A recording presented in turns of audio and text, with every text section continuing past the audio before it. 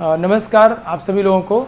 मेरा नाम नागेंद्र है और मैं जो है IIT BHU से बीटेक किया हूँ और पिछले 19 साल से जो बच्चे IIT या नीट की तैयारी करते हैं उनको मैं केमिस्ट्री पढ़ाता हूँ। मेरा जो अनुभव रहा है इतने सालों का, उसके बेस पे मैं आपको बताऊँगा कि JEE एडवांस एग्ज़ाम को कैसे हम लोग स्ट्रैटेजिकली बेस्ट तरीके से दें। So hello everyone, good morning and चलिए आज के इस स्ट्रेटजी डिसीजन का यूज करके हम लोग अपने परफॉर्मेंस को बेहतर करें।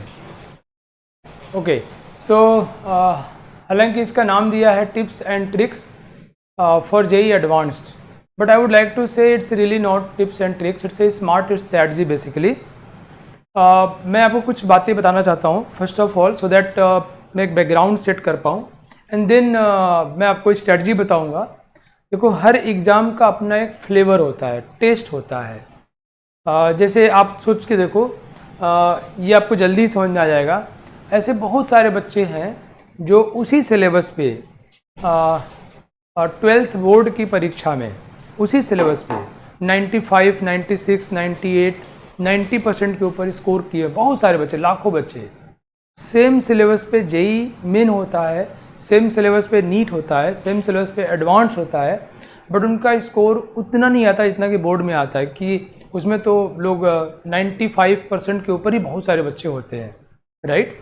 सो ये पूरी तरह से एग्ज़ाम के पैटर्न पे डिपेंड करता है। मैं इस कॉन्टेक्स्ट में कुछ और बातें आपको शेयर करूं जो आपको एक सही तरीके से समझ डेवलप करेगा कि हाँ यार, बात तो सही है। क्योंकि बहुत सारे बच्चे और पेरेंट्स भी ये मानते हैं कि नॉलेज वर्क करता है। नॉलेज एक बेसिक मूल तत्व है, बेसिक इंग्रेडिएंट है जो कि होना ही चाहिए। लेकिन किसी भी एग्ज़ाम में किसी की तैयारी 100% नहीं होती है ना। आप सोच के देखिए कि नीट की परीक्षा, नीट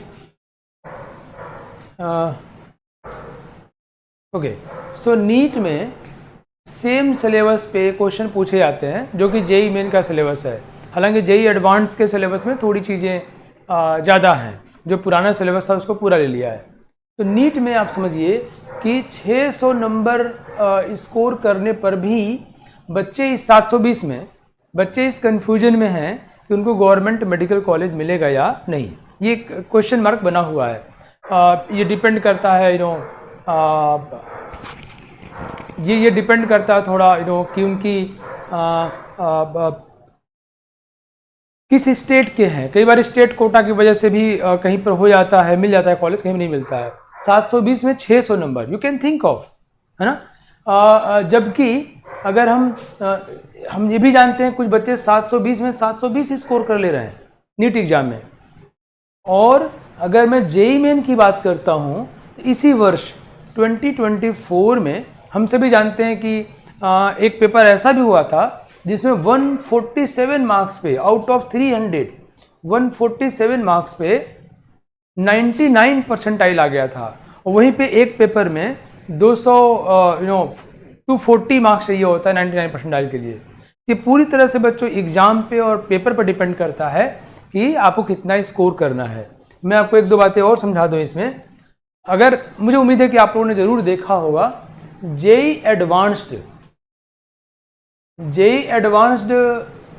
कि अगर पिछले सालों के ट्रेंड्स को देखा जाए तो अनरिजर्व्ड कैटेगरी में, ओपन कैटेगरी में अगर कोई बच्चा तकरीबन 22% स्कोर करता है मार्क्स JEE एडवांस के पेपर में, तो उसका सिलेक्शन हो जाता है। अगर बच्चा EWS का है, जनरल EWS का है, EWS या OBC कैटेगरी का बच्चा है, तो उसके लिए ये 19 to 20% के आसपास हो जाता है। और वही बच्चा अगर SC ST कैटेगरी का होता है तो उसके लिए ये और कम हो जाता है, ये 15-16% तक आ जाता है। ये सारे डेटा इंटरनेट पे अवेलेबल है। तो आप सोच के देखिए कि सेम सिलेबस पे एक में 147 मार्क्स पे, JEE मेन में 147 मार्क्स पे 99 परसेंटाइल भी आया है। मेडिकल में 600 नंबर नीट में पाने के बाद भी गवर्नमेंट मेडिकल कॉलेज मिलना एक क्वेश्चन मार्क है।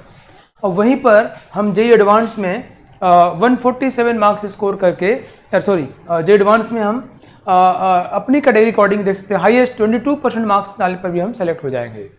सो ये पूरी तरह से एग्ज़ाम के ऊपर डिपेंड करता है। मैं बातें इसलिए कर रहा हूँ कि बहुत बार बच्चे जो है इन सब चीज़ों को सही तरीके से सोच नहीं पाते हैं और वो एग्ज़ाम में लो कॉन्फिडेंस से या बिना स्ट्रेटजी सही यूज किए पहुंच जाते हैं।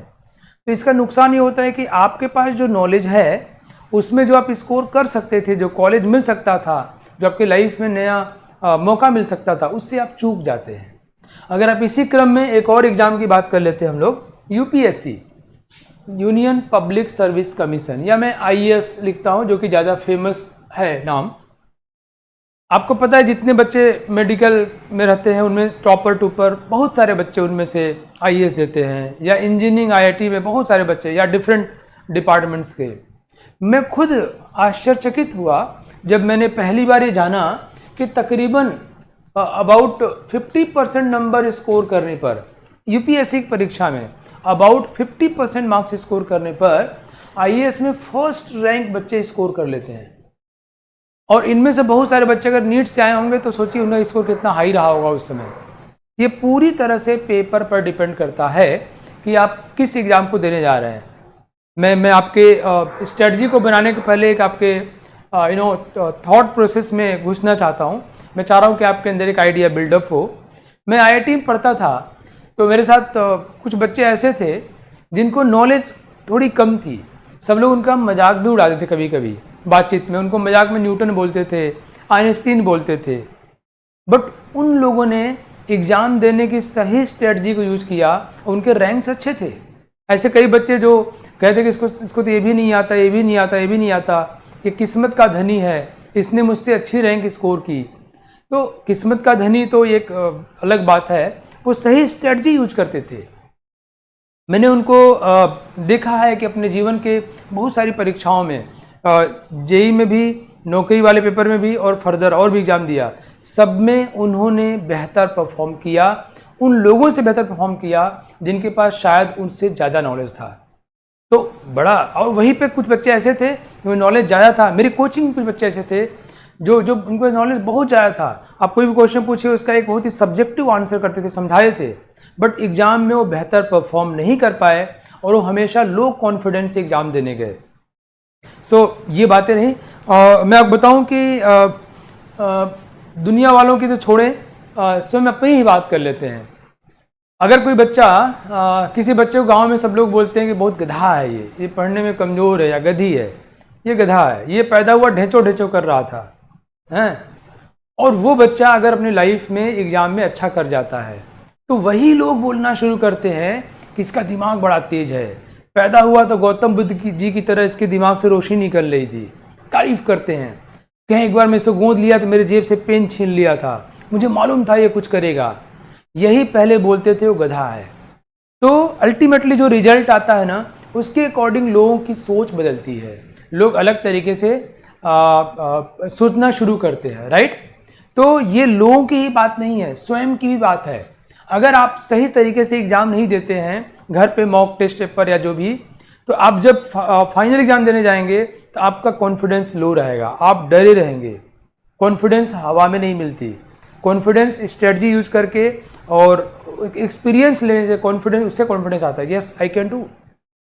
सो प्यारे बच्चों, बाकी लोग ही नहीं, आप स्वयं भी अपने रिजल्ट से प्रभावित होते हैं। तो ये मैं जो सेशन करने जा रहा हूँ, आपको कुछ स्ट्रेटजी बताने जा रहा हूँ, तो मैं आपका भी नॉलेज तो चेंज करने नहीं जा रहा। आज 21 मई है, 26 को आपका पेपर है, जस्ट 5 डेज आफ्टर।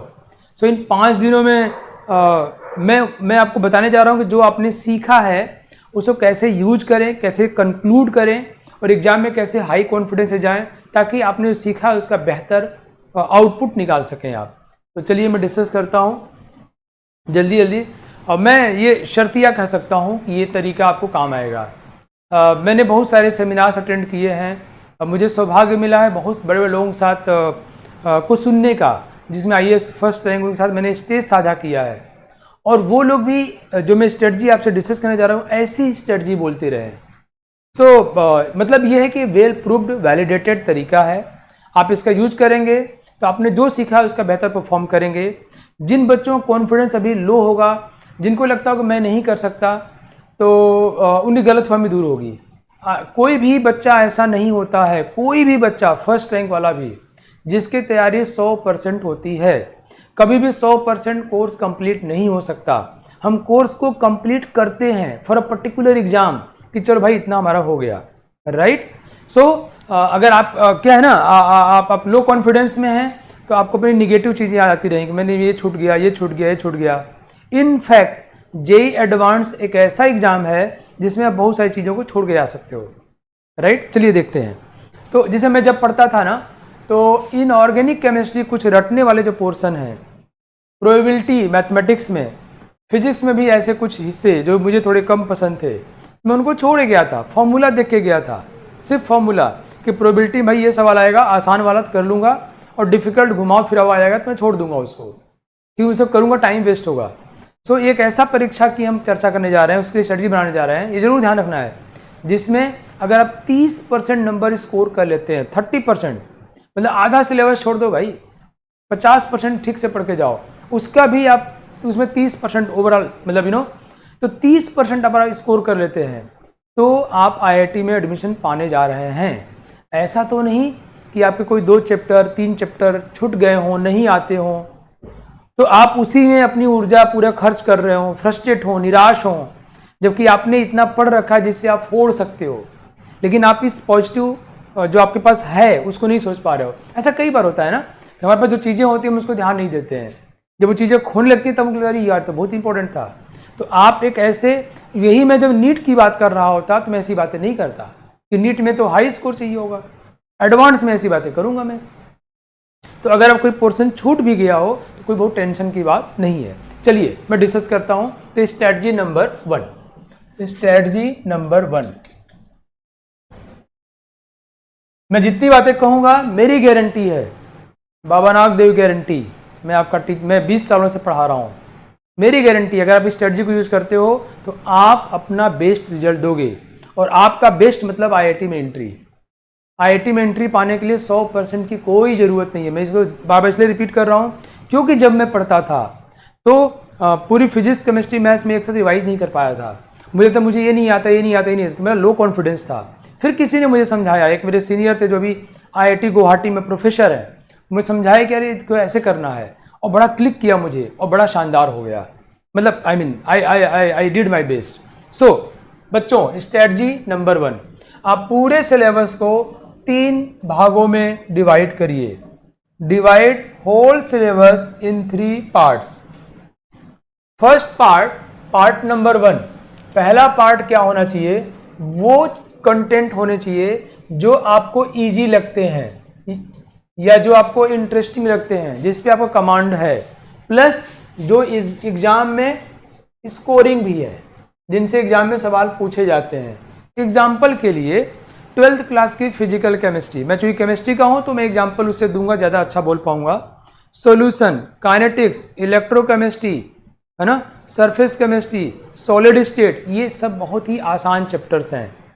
तो अगर आपको ये आते हैं तो इनसे क्वेश्चन तो आएगा ही आएगा, तो आप यहीं से बहुत सारे नंबर स्कोर कर सकते हैं। तो सबसे पहले आप उनकी लिस्ट बनाइए। In all 3 subjects, physics, chemistry and mathematics, those chapters which are easy for you or you have interest in those chapters and scoring as well. So इनकी लिस्ट बनाइए। दूसरा पार्ट नंबर 2, इसमें वो चैप्टर्स रखिए जो आपको easy कम हो but थोड़ा बहुत जानते हो आप, यू कैन डू इट, आपने पढ़ा हुआ, आपको समझ में आता है, बट आपको कॉन्फिडेंस उतना भी नहीं जितना इसमें है, ये आपको इसमें आप इसमें एवरेज साइड में हो। और स्कोरिंग है। पार्ट नंबर 3, ये जरूर करिएगा बच्चों, ये बिल्कुल नपा तुला वेरीफाइड वैलिडेटेड तरीका है, बच्चों ने इसको यूज किया और शानदार किया है।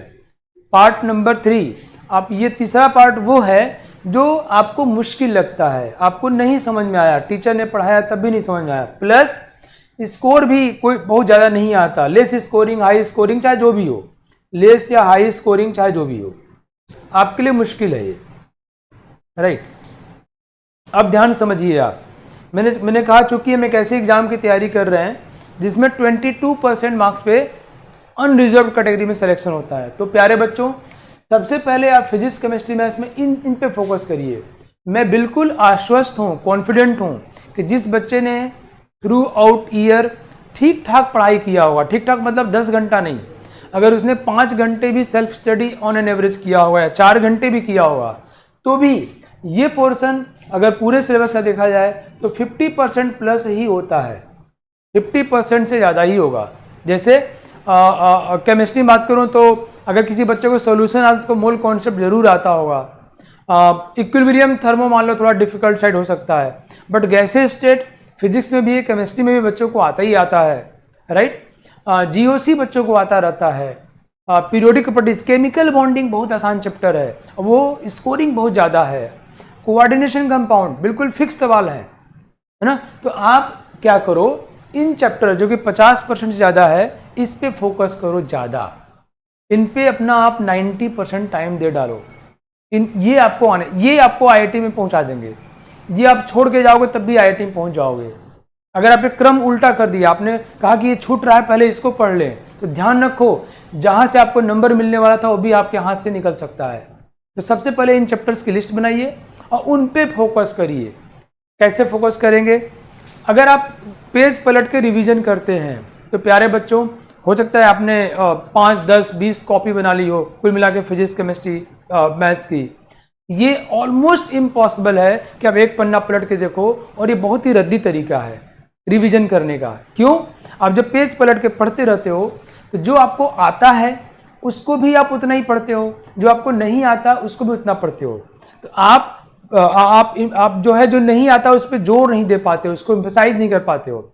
और दूसरी बात, जो आता रहता है उसको बार बार पढ़ने से इरिटेशन भी होती है, बोरिंग भी लगती है, टाइम भी किल होता है, वो भी इस समय। इसलिए आप क्या करोगे, इसका शानदार तरीका है, मैंने कहा हर एग्जाम का अपना फ्लेवर होता है ना। आपके घर में मम्मी जो खाना बनाती हैं, चावल दाल रोटी सब्जी, और किसी और घर में बनता है, तो आपके मम्मी के हाथ का एक फ्लेवर है, एक स्वाद है जो बहुत ही यूनिक है।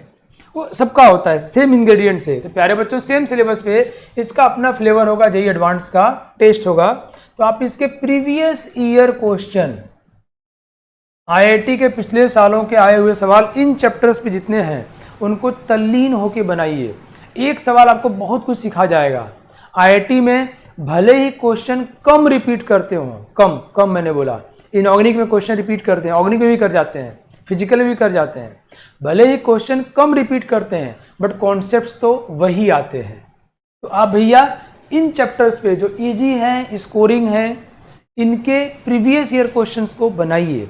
जो सवाल बन जाए उसका रिवीजन हो गया, जो सवाल नहीं बना अब उसी पे डिस्कशन करिए, दोस्त से लड़िए, झगड़िए, सोचिए, मारपिटाई मत कर लेना भाई।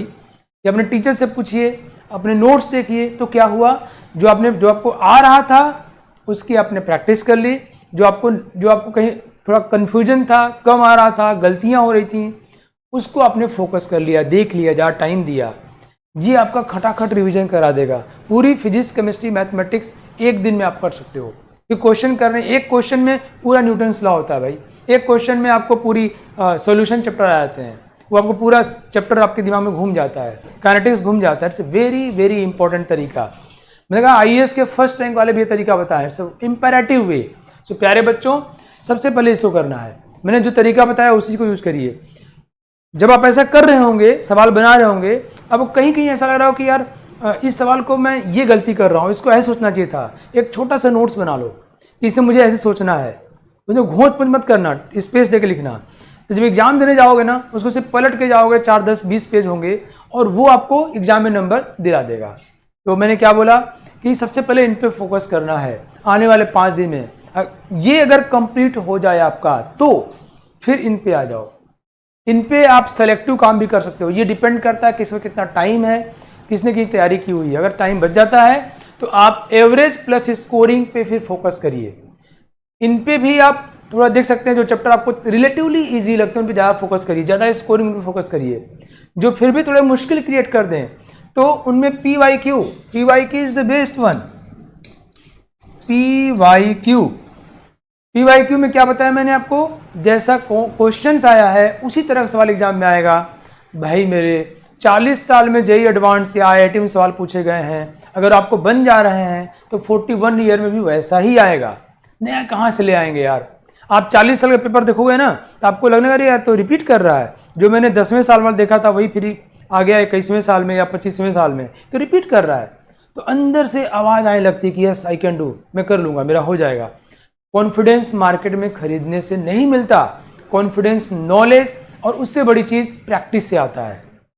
तो ये प्रैक्टिस कर रहे हैं किसकी, उस एग्जाम की, उसी ट्रैक पे जैसा हमको देना है। तो एवरेज प्लस स्कोरिंग ये खत्म होने के बाद ही इसे मूव करना है, ध्यान रखिए। इसमें ये आपको परेशान पूरे साल किया है, 5 दिन में इसके लिए कुछ नया नहीं कर सकते हम क्या करेंगे, हमें सिर्फ ये सावधान रहना है, कभी कभी किसी टॉपिक, मान लो किसी बच्चे को सॉलिड स्टेट नहीं आता है, मैंने जेई एडवांस में देखा है, पूछा है कि बीसीसी का पैकिंग फ्रैक्शन कितना होता है ना, 68%। ये जेई एडवांस में सवाल एक बार पूछा गया था। तो कभी कभी एक दो बड़े आसान सवाल आ जाते हैं। जैसे मैंने कहा जब मैं पढ़ता था मुझे प्रोबेबिलिटी से थोड़ी दिक्कत थी, परेशानी थी, मैंने देख लिया था प्रोबेबिलिटी सिंपल आया करूँ, 2 सवाल आए थे, एक आसान एक कठिन। आसान मैंने कर दिया, कठिन मैंने छोड़ दिया, मेरा टाइम बच गया। तो प्यारे बच्चों इसमें आपको ये ध्यान देना है कि फॉर्मूले में देख लेना है, एक बार पलट दें जेई एडवांस में कैसे सवाल आते हैं, जो आसान वाले हो आपसे बन जाएं, ये ध्यान रखना है। तो मैं कहता हूं अगर आप ऐसा करते हो तो मेरी गारंटी आप फोड़ के आओगे। आप पूरे चैप्टर को 3 हिस्सों में डिवाइड करो और आप पीवाईक्यू की हेल्प लेके इस पे कमांड गेन करो, फिर ये एंड देन ये, राइट। नाउ ये स्ट्रेटजी नंबर 1 हुआ। Now strategy number 2, JEE advance का जो पेपर होता है बच्चों, ये बच्चों के साइकोलॉजी के साथ एग्जाम होता है। अभी भी ये डिक्लेयर नहीं होगा, आपको पता नहीं लग सकता है कि पेपर में अल्टीमेटली क्वेश्चन कैसा पूछा जाएगा। आपको याद होगा कुछ सालों पहले, 2-3 सालों पहले इंटीजर टाइप सवाल पूछे गए थे, जिसमें फिजिक्स में 9 सवाल थे, केमिस्ट्री में 9 थे और मैथ्स में 9 थे।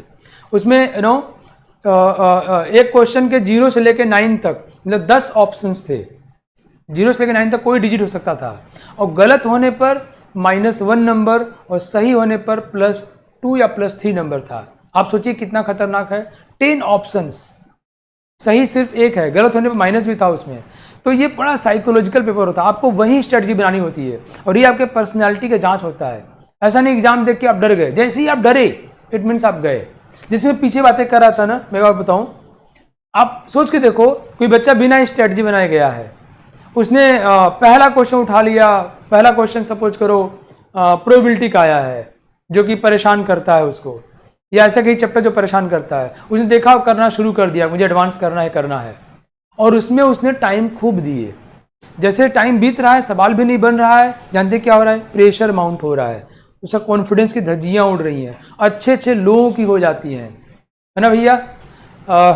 सचिन तेंदुलकर साहब भी वर्ल्ड कप में जब कई बार डर के मतलब जब प्रेशर में रहे, उनके पीछे टीम अच्छी नहीं थी तो वो परफॉर्म नहीं कर पाए, जबकि उनको क्रिकेट भगवान कहा जाता है। तो अगर आपने गलत क्वेश्चन चूज कर लिया भैया, आपने ये क्वेश्चन चूज कर लिया, पहला सवाल टाइम दे दिए, समय खराब किया, सवाल भी नहीं बनना है, प्रेशर बनेगा, जानते फिर क्या होगा, ये वाला सवाल भी आपसे बनने में क्वेश्चन मार्क हो जाएगा, मुश्किल क्रिएट करेगा, हो सकता है ना बने, आपको आ सकता था, आप कर सकते थे, घर आएंगे तो कर लेंगे, क्योंकि आपने यहाँ शुरू किया इसलिए आप नहीं कर पाए। इसलिए मैं कह रहा हूँ कि स्ट्रेटजी बना काम करना है। ये पेपर बहुत ही ज़्यादा साइकोलॉजिकल होता है शुरू में आईआईटी वालों ने कठिन सवाल दे रखे हो आपको फंसाने के लिए, ट्रैप करने के लिए। ऐसा कोई बना लिया हो कि सिंगल करेक्ट वाले क्वेश्चन जो हैं वो आसान हो और मोर देन करेक्ट वाले मुश्किल हो। तो आपको वहीं पे स्ट्रेटजी बनाने में किसको पहले करना है। जैसे बताऊँ, मैच दी कॉलम एक बार आया था शायद आईआईटी 2018 में, कॉलम 1, कॉलम 2, कॉलम 3 था।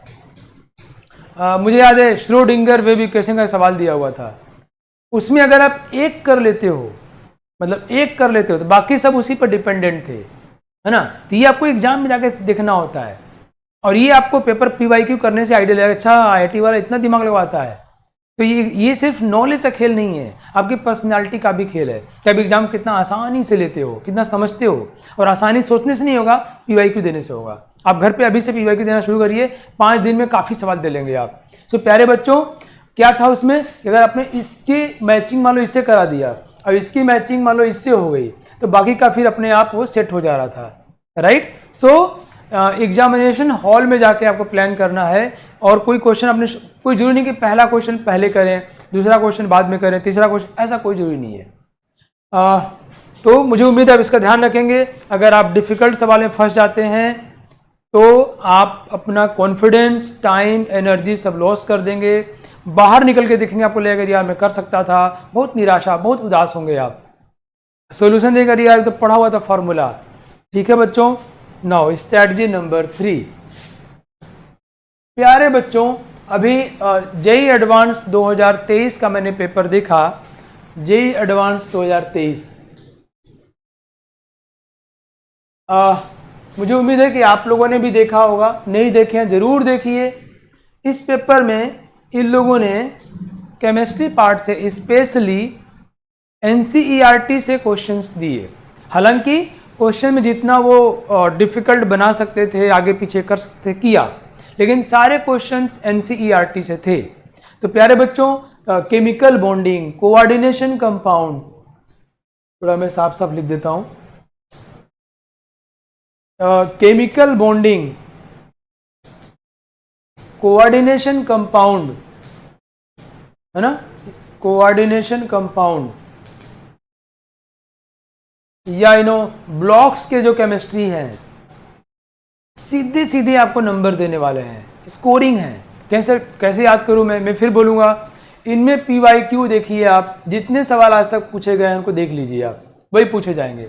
आजकल NCERT सवाल पूछ रहा है ऑक्सीडाइजिंग एजेंट, रिड्यूसिंग एजेंट पे, या जो भी क्वेश्चंस हैं, या सॉल्यूशन में देखा मैंने कि मिक्सअप कर दिया काइनेटिक सॉल्यूशन को, तो NCERT बेस्ड पूछा जा रहा है। तो आप 2023 का पेपर ध्यान में रख करके आप अपने आइडिया को बना सकते हैं, राइट। सो अगर आप इसके अकॉर्डिंग काम करेंगे तो जैसे मैं कहा ना कि तैयारी हम कभी कंप्लीट नहीं करते। आप P ब्लॉक पढ़ेंगे तो P ब्लॉक में जितने भी कंपाउंड्स बहुत ज़्यादा हैं, आप अनाप शनाप पढ़ते रहिए, टाइम वेस्ट करते रहिए। लेकिन आजकल फोकस हो गया है, NCERT को रेफरेंस लेकर बनाया जा रहा है, ये आपके लिए आसान है, आप फोकस करिए उसके ऊपर, PYQ थोड़ा देख लीजिए, और आप इन चैप्टर्स के सारे सवालों का डालिए, ब्लॉक्स के, केमिकल बॉन्डिंग के, कोऑर्डिनेशन के, पीरियोडिक प्रॉपर्टीज के। मुझे उम्मीद है कि ये पढ़ के आपको 20-30-40 नंबर एक्स्ट्रा मिल जाएगा। नेक्स्ट, स्ट्रैटेजी नंबर 3, हम एग्जाम में पहले किस सब्जेक्ट को करें। वैसे तो कोई हार्ड एंड फास्ट रूल नहीं है, लेकिन जो पहले के जो एक्सपीरियंस है, उस जो पेपर आए हैं आज तक, उनके आधार पे सजेस्ट किया जाता है सबसे पहले केमिस्ट्री करना चाहिए। क्योंकि केमिस्ट्री में कठिन पेपर बनाना बहुत कठिन काम है, कठिन पेपर बनाना बहुत कठिन काम है। मैं बार बार PYQ इसलिए बोल रहा हूँ कि केमिस्ट्री में तो रिपीट करना ही करना है भाई मेरे। पैरासीटामोल टेम्परेचर डाउन करता है तो करता है ना। आपसे अमीन के क्वेश्चन पूछे जाते हैं, कार्बोनिल कंपाउंड सवाल पूछे जाते हैं, एल्डोल, कैनेजेरो, बेकमैन रिएरेंजमेंट सवाल पूछे जाते हैं, जो बोल रहा हूँ उससे आ जाएंगे। Oxidising agent KMnO4, K2Cr2, 7I2 hypo solution सवाल पूछे जाते हैं, फिक्स है, सब हर साल पूछे जाते हैं। काइनेटिक्स में आपको एक्टिवेशन एनर्जी, RNA सीक्वेंस सवाल पूछे जाते हैं, फिक्स है भाई। थर्मोकेमिस्ट्री सवाल पूछे जाते हैं।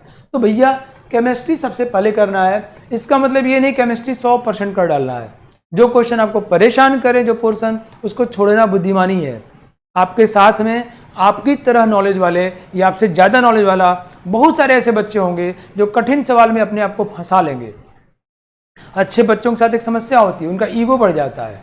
कोई कठिन सवाल देखते हैं, मेरा एक स्टूडेंट था सुयश, तो वो एडवांस दे के आया, उन दिनों IIT नाम था, तो कहा सर जानते हैं प्रोबेबिलिटी में क्वेश्चन था जो कोई नहीं किया होगा, मैंने कर लिया।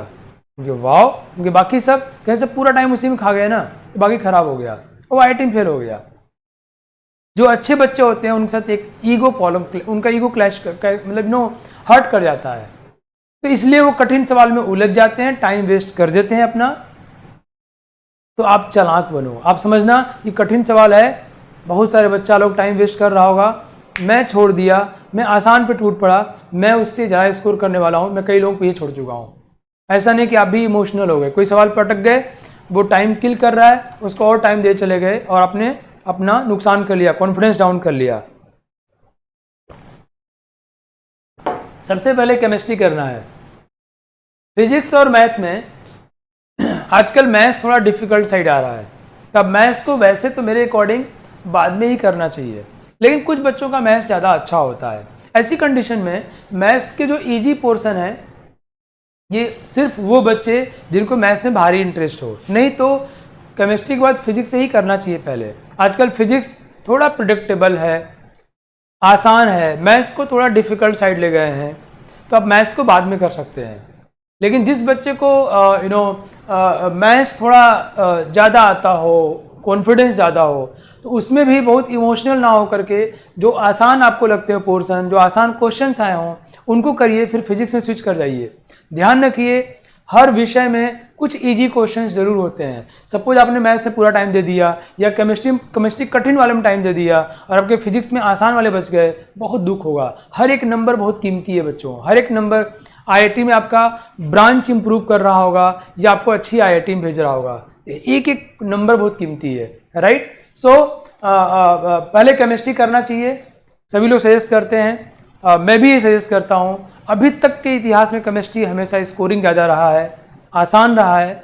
लेकिन फिर फिजिक्स मैथ्स में फिजिक्स करना चाहिए। आजकल का जो ट्रेंड चल रहा है, मैथ्स थोड़ा डिफिकल्ट साइड है, स्टिल अगर आपका मैथ्स में इंटरेस्ट है तो फॉलो कर सकते हैं। अब पेपर में जाके आपको डिसाइड करना होगा। अगर पेपर मान लो मैथ्स आसान आया है, फिजिक्स डिफिकल्ट आया तो आप इधर उधर कर लेना, बट केमिस्ट्री तो पहले करना ही चाहिए। आप देखना, पेपर दे के आओगे फिर इस वीडियो देखना है आप जेईई एडवांस का पेपर दे के आना, इस वीडियो देखना, तो आपको लगेगा सर ने सही कहा था यार, मुझे यही करना था। और जो बच्चे ये करके जाएंगे उनको जरूर फायदा होगा। मैं अब ये कह ही नहीं रहा हूँ कि आपको ये पढ़ना ये पढ़ना ये पढ़ना, क्योंकि जितना पढ़ लिए उसका कैसे फायदा उठाना है। और आप पेपर दे के आओ तो आपने जो बताया वो सारी चीज़ें बहुत उपयोगी हुई। चौथा, हम तुक्का मारें कि ना मारें, हम कैसे करें। पहली बात तो मैं सारे बच्चों को बताना चाहूँगा कि जो ऑप्शंस होते हैं ना बच्चों, ऑप्शंस ABCD जो दिया होता है, ABCD ऑप्शंस जो होते हैं ये क्वेश्चन के बॉडी पार्ट होते हैं, क्वेश्चन के हिस्सा होते हैं। तो जब भी आप क्वेश्चन पढ़ें फिर ऑप्शन जरूर देखें। ऑप्शन आपको दिया इसलिए गया कि उसको देख के प्लान करें। और जैसे मुझे कहा जाए कि कोई मेरी बेटी ने आज मुझसे सुबह पूछा, वो 7, 8, 9 साल की है, मुझसे पूछी पापा बताइए ऐसी कौन सी चीज़ है जो आपके साथ हमेशा रहती है। तो मैंने कहा कि मेरा हृदय, मेरी किडनी, ऐसी 2 चीज़ पूरी बता दिया ने। कह नहीं आपको कुछ और बताना है, तो उसको ऑप्शन देना पड़ेगा ना। तो मैं क्या होता है, कहें पापा मच्छर हर जगह पहुंच जा रहे हैं आजकल और फ्लोर हर जगह। छोटी बच्ची है अपना ऐसे बोली। मेरा ये कहना है कि अगर आपके पास ऑप्शंस हैं तो आपको उन्हीं सब में सोचना है। तो ऑप्शंस जो होते हैं वो क्वेश्चन के बॉडी पार्ट हैं। क्वेश्चन पढ़ के ऑप्शन जरूर पढ़िए, तो आपके क्वेश्चन बनाने का एक तरीका लय मिल जाता है। कई बार ऑप्शन देख के आपको लगता है कि ये तो दोनों हो ही नहीं सकते, बस यही होगा, आपको आंसर मिल जाता है, आपके लिए आसान हो जाता है। नहीं आप कैलकुलेट करके पूरा टाइम वेस्ट किए, फिलहाल इतना करने की आवश्यकता ही नहीं थी। तो आईआईटी एग्जाम बहुत चालाकी का एग्जाम है, बहुत होशियारी का एग्जाम है, स्मार्टनेस का एग्जाम है। तो बच्चों ऑप्शन पढ़ना है। अब रिस्क लेने की बात कर लेते हैं। भाई मेरे, आपको पता होगा, एक बात तो है, सभी लोग इंस्ट्रक्शंस को ठीक से पढ़ना, क्योंकि आईआईटी वाले हमेशा 3-4 पैटर्न है, कोई 3 पैटर्न एक पेपर में देता है। कौन कौन से पैटर्न होते हैं? Single correct options, more than 1 correct options, match the column, integer type और पैसेज, कॉम्प्रिहेंशन बेस्ड क्वेश्चन। कुल 5 हैं। 5 में से हर एक पेपर में 3 रखता है, वो कोई 3 रखेगा और उसमें वो मार्किंग स्कीम चेंज करते रहते हैं। ठीक से पढ़िए आराम से, उसके अलग से टाइम दिया जाता है, राइट। वो पढ़ने के बाद ध्यान रखना है जो सिंगल करेक्ट वाले हैं बच्चों, सिंगल करेक्ट, उसमें मान लो कोई सवाल आपने देखा, मान लो उसमें क्या है, +4 है सपोज और -1 है। कोई सवाल आपने देखा, आपको सवाल थोड़ा कम आ रहा है। कई बार हमारे सबकॉन्शियस माइंड में हमने कभी पढ़ा होता है, कभी टीचर ने डिस्कस किया है, कभी PYQ किया है, आज नहीं बनना, बट आपको लग रहा है कि इसमें A और B तो पक्का नहीं होगा या A और C तो नहीं होगा। अब 2 बचे, तो 2 में 50% चांस है सही होने का। तो आप बाकी सारे बुद्धि यूज करके तुक्का मार सकते हैं। क्यों? अब सही होने का चांस कितना है? आधा। और सही नंबर कितना मिलेगा? +4। गलत होने का चांस कितना है? आधा। गलत नंबर कितना मिलेगा? -1। तो आप देख सकते हैं साफ साफ कि 2 -1/2 मतलब 3/2 का फायदा हो जाएगा, प्रोबेबिलिटी कहती है। तो प्यारे बच्चों, अगर आप सिंगल करेक्ट कर रहे हैं और आपको उसमें लग गया कि ये नहीं होगा या ये तो नहीं होगा या 2 नहीं होगा या 1 नहीं होगा, तो अगर एक भी आप एलिमिनेट कर ले रहे हैं तो आपके सही होने के चांस बढ़ गया, आपको फायदा होता है, तुक्का मार सकते हैं मेरे हिसाब से। और जो मोर देन 1 करेक्ट ऑप्शन वाले हैं, मोर देन 1 करेक्ट, सारे बच्चे जानते होंगे इसमें पार्शियल मार्किंग होती है, जरूर जानते होंगे पार्शियल मार्किंग होती है। मान लो इसमें ए और सी सही है और आपने ए बी सी कर दिया तो आपको नंबर मिलेगा -1। तो इसमें आपको तुक्का नहीं मारना चाहिए, बहुत हाई रिस्क है गलत होने का, है ना। आपको तुक्का बिल्कुल भी नहीं मारना चाहिए, ध्यान देना आपको इस बात का। अगर मोर देन वन बहुत रिस्क है।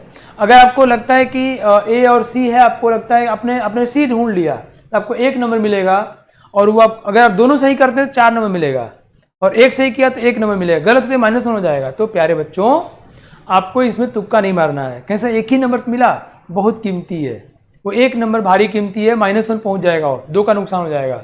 ठीक है, match the column, you know, okay. So match the column जो है बच्चों,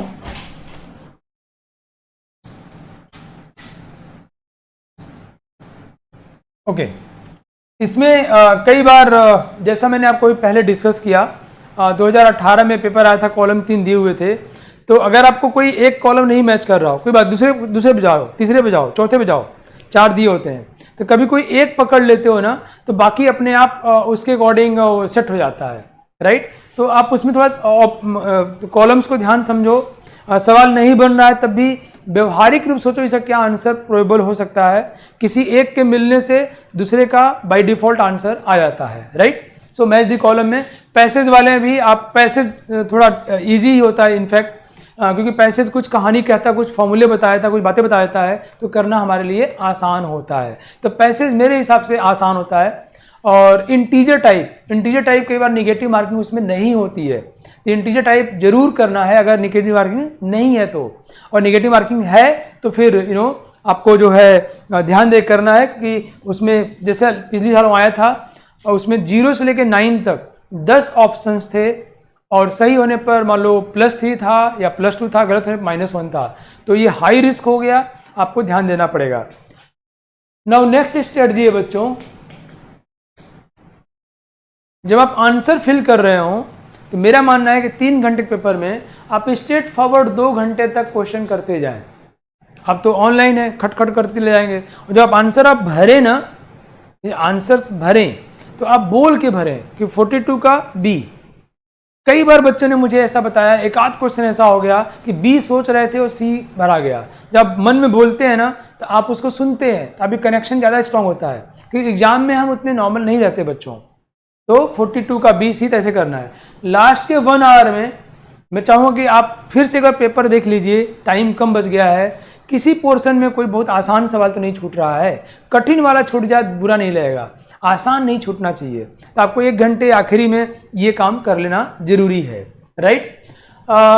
मैं लास्ट स्ट्रेटजी आपसे डिस्कस करूं,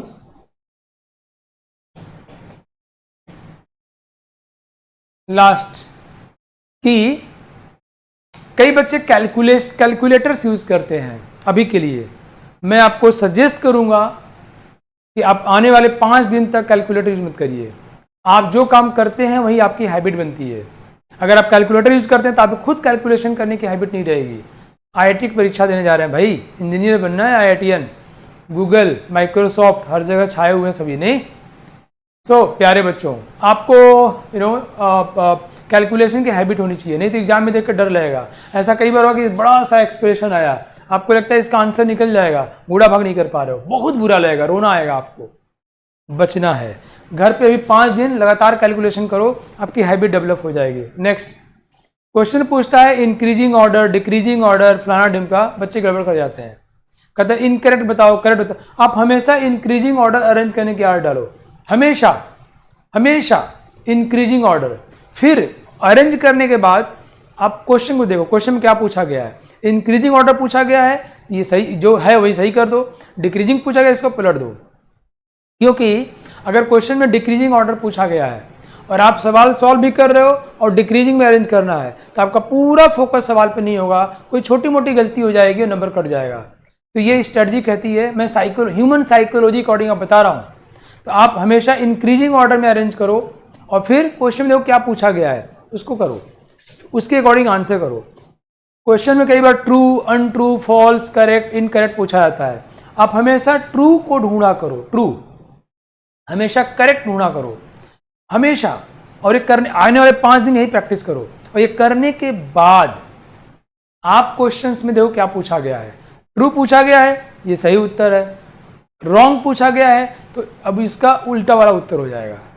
बात मेरी समझ गए आप? ऐसा करने से, क्योंकि हम एग्जाम देने जाते हैं ना, तो हम बहुत ही अलग माहौल में होते हैं, तो उस माहौल में हम अच्छा काम तभी कर सकते हैं जब हम अच्छे काम करने की हैबिट में हो। अगले 5 दिन में यह हैबिट आप डेवलप कर लीजिए। ध्यान दीजिए, टेस्ट मैच की तरह T20 खेलेंगे और T20 की तरह टेस्ट मैच खेलेंगे तो फेल हो जाएंगे। बात प्लेयर की कामयाबी की नहीं है, बात प्लेयर की कुशलता की नहीं है, बात उसके स्ट्रेटजी की है। आप T20 मैच खेलिए, T20 की तरह स्ट्रेटजी बनाइए, तो आप हैबिट बना के जाएंगे तो एग्जाम में आपसे गलती होने चांस गायब होगा। और आप एग्जाम दे के आएंगे तो वीडियो फिर से देखिएगा, आपको लगेगा यार ये तो सही शानदार तरीका है। तो एग्जाम दे के ये आपको न लगे करिए यार मैं कर लिया होता, अभी से करिए। 5 दिन काफ़ी होते हैं। मैं जल्दी से एक बार रिपीट कर दे रहा हूँ। मैंने बताया आपको पूरे पोर्शन को 3 भाग में डिवाइड करिए, easy scoring, average scoring, tough less scoring या हाई स्कोरिंग, आपके इंटरेस्ट अकॉर्डिंग है। हमको इसको नहीं छोड़ना है, ये करते ही हम IITian बनने जा रहे हैं। IIT एग्जाम में हर एक नंबर बहुत कीमती होता है बच्चों, राइट। दूसरा स्ट्रेटजी नंबर 2, मैं कहा मैच द कॉलम में 1 2 3, कई बार मैंने कहा जो ऑप्शंस होते हैं ना क्वेश्चन के बॉडी पार्ट है, तो आपको एक करने से दूसरा बाकी सबका आइडिया लग जाता है, आपको इसका ध्यान रखना है। नेक्स्ट जेईई एडवांस में कुछ चैप्टर्स ऐसे हैं जिनको आप जरूर अभी 2023 देख के लगा, वो NCERT सवाल पूछा जा रहा है, तो NCERT की लाइन बैलेंस क्वेश्चन थोड़ा सा घुमा फिरा कर रहा है, 2-3 चैप्टर को मिक्स कर दिया है। पहले NCERT के बाहर से भी सवाल पूछे आए थे, खासतौर से chemical bonding, coordination, blocks chemistry, बहुत स्कोरिंग है। PYQ बहुत इंपॉर्टेंट है, मैंने कहा सबको जोड़ दिया, आप इसको जरूर देख के जाइए। नेक्स्ट है कौन सब्जेक्ट पहले करें, ऑब्वियसली केमिस्ट्री पहले करना है। मैथ्स वाले टीचर ही बोलेंगे केमिस्ट्री पहले करना है, फिजिक्स वाले टीचर ही बोलेंगे केमिस्ट्री पहले करना है, क्योंकि केमिस्ट्री में स्कोर करना आसान है, टाइम बच जाता है, और एक बार आपने कम समय में कुछ नंबर अच्छे स्कोर कर लिए, कॉन्फिडेंस एग्जाम में ही बढ़ जाएगा। क्रिकेट मैच में कई बार ऐसा हुआ, मैं 2 मिनट छोड़ने वाला हूँ, कई बार ऐसा हुआ कि जो नीचे वाले बॉलर हैं, मतलब बैट्समैन तो है ही नहीं, वो गया पहली बार पे उसने किसी तरह चौका लग गया, कॉन्फिडेंस आ गया उसका, फिर वो बढ़िया बैटिंग करके आया। तो यहाँ से आपको कॉन्फिडेंस मिलेगा, किक मिलेगा। और फिजिक्स मैथ्स में पहले फिजिक्स करते हैं इन जनरल, बट आपके खुद के इंटरेस्ट पर डिपेंड करता है। ऑप्शंस मैंने कहा कि क्वेश्चन के बॉडी पार्ट हैं, अगर कुछ ऑप्शन आप एलिमिनेट कर सकते हो, मतलब आपको लगा कि ये तो पक्का ही गलत है, तो आपको तुक्का मारना चाहिए, ये प्रोबेबिलिटी कहती है, और प्रोबेबिलिटी सही होती है, जीवन प्रोबेबिलिटी पर बेस्ड है। अगर एक से ज़्यादा करेक्ट ऑप्शंस हैं, मेरे हिसाब से तुक्का नहीं मारना चाहिए, क्योंकि उसमें पार्शियल मार्किंग सिस्टम है, बहुत ज़्यादा रिस्की हो जाएगा। मैच द कॉलम में किसी एक कॉलम को अगर आप मिला लेते हो तो बाकी सब आपको ढूंढना आसान होगा। मैंने कहा कि शुरू के 2 घंटे आप अंधाधुंध क्वेश्चन करते जाओ, ऑब्वियसली कैसे करना है पीछे में डिस्कस किया है। लास्ट 1 घंटे में रुक करके, फिर अगर टाइम कम बच रहा है आपके पास, बाकी चैप्टर कुछ बचा हुआ देख लो, उसके आसान क्वेश्चन कर डालो, क्योंकि अगर आसान क्वेश्चन छूट जाएगा बहुत दुख होगा। और आसान क्वेश्चन जरूर होते हैं, अगर किसी पेपर में सारे क्वेश्चन कठिन है तो पेपर ही गड़बड़ है, ऐसा होते ही नहीं है, ये उनको इंस्ट्रक्शंस होते हैं। तो अगर कोई आप लगातार कठिन देख रहे हो तो इसमें पीछे आसान क्वेश्चन होंगे, आसान करते ही, सिर्फ आसान करके आप सेलेक्ट हो जाओगे, राइट। एंड मैंने कहा कि किन किन चीज़ों की प्रैक्टिस करनी है। एक तो कैलकुलेशन की प्रैक्टिस करनी है, कैलकुलेटर की प्रैक्टिस नहीं करनी है। दूसरा, इंक्रीजिंग ऑर्डर में ऑप्शंस को अरेंज करना है, फिर जैसा पूछा गया उसके अकॉर्डिंग आंसर करना है, ट्रू ढूंढना है, फिर जैसा पूछा गया उसको आंसर करना है। मेरी शुभकामनाएं आप लोगों के साथ हैं। अगर इन सभी स्ट्रेटजीज को फॉलो करते हो, जितने बच्चे सुन रहे हैं, जितने बच्चे इसको देखेंगे, सभी IIT में अच्छा परफॉर्म करेंगे। अपना बेस्ट दे के आना है। एग्जाम दे के जब घर आओ, मैंने अक्सर बच्चों को देखा है, कहते हैं सर जानते हैं मैं ये भी कर सकता था, ये भी कर सकता था, ये छूट गया, ये छूट गया। आपके साथ ऐसा नहीं होगा। सिर्फ इन स्ट्रेटजी को फॉलो करिए। ये स्ट्रेटजी बाबा नागदेव की नहीं है, मेरी नहीं है। ये स्ट्रेटजी कई सालों में कई लोगों ने बनाई, डेवलप की, वेल प्रूव्ड। मैंने कहा ना, IAS के फर्स्ट रैंक ने बोला, मैंने खुद अपने जीवन में अपनाया, शानदार है।